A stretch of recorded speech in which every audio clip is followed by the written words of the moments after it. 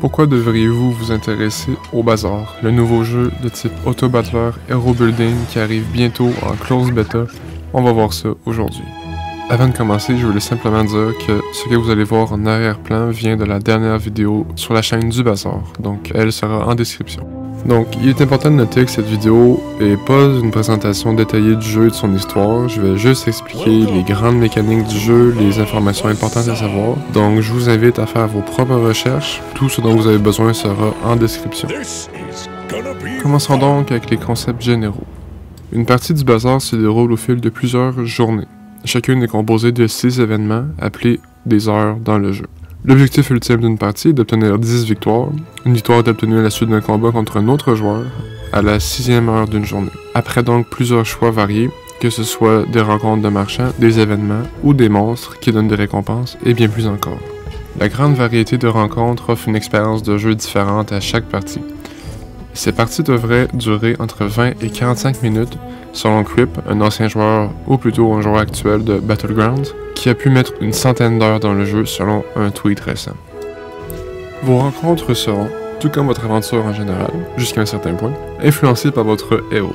Regardons brièvement les options qui s'offrent à vous. Commençons avec Pygmalien, le collecteur de trésors par excellence, maître de l'économie et du style de jeu Tom, maître des items offrant plus de points de vie et de l'économie, il vous offre assurément une stratégie faite pour le late game. Vanessa, elle, est une pirate des hautes mers qui utilise des objets de type aquatique en tout genre, ou des armes uniques telles que des snipers, qui offrent de hauts dégâts mais peu de munitions. Puis vient Dooley, un petit robot intelligent, très compliqué à maîtriser, qui utilise son core, donc son cœur, au cœur de ses stratégies. Il en existe plusieurs versions, mais c'est compliqué pour moi d'en parler en ce moment parce qu'il n'y a pas beaucoup de détails sur lui actuellement. Pour le moment, ce sont les 3 héros disponibles au moment de la bêta fermée. 3 autres ont été dévoilés, par contre, Mac, Jules et Stell. Pour faire simple, Mac est en quelque sorte un expert en potions, Jules est la cuisinière par excellence, et Stell a moins d'informations à son sujet, mais elle semble être une experte en véhicules en tout genre et autres objets mécaniques. Voyons maintenant le menu principal, ou du moins celui pour entrer dans une partie. Regardons rapidement ce que nous pouvons y trouver. D'abord, j'aimerais dire à quel point il est propre. Les couleurs, les bordures, tout donne envie de jouer au jeu.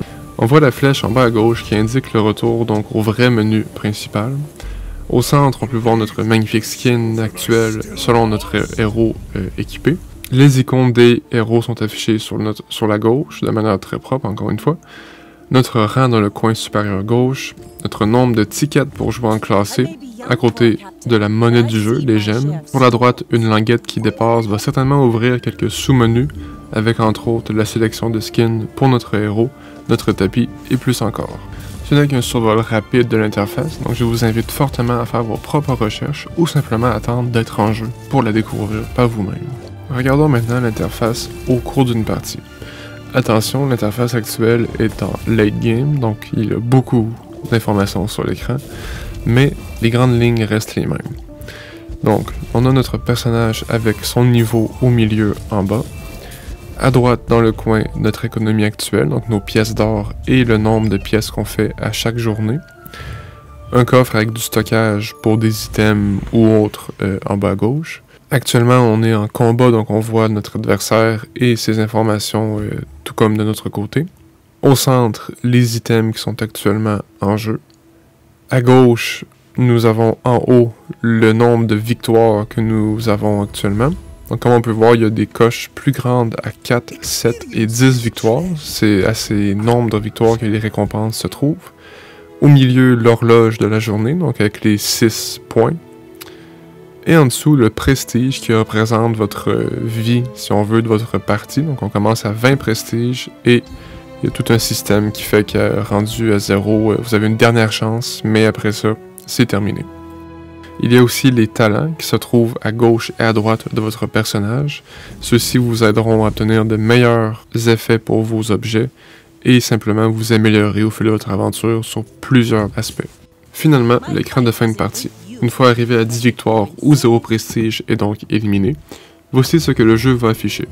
Un résumé très propre, comme les menus, avec votre board et vos items, avec la possibilité probablement de passer par-dessus pour voir leurs effets, vos points de vie totaux à gauche, Un montant de prestige, donc je ne suis pas certain de ce que la valeur représente par contre. Un certain nombre d'XP au centre, probablement pour votre niveau de compte ou du héros, à voir encore une fois.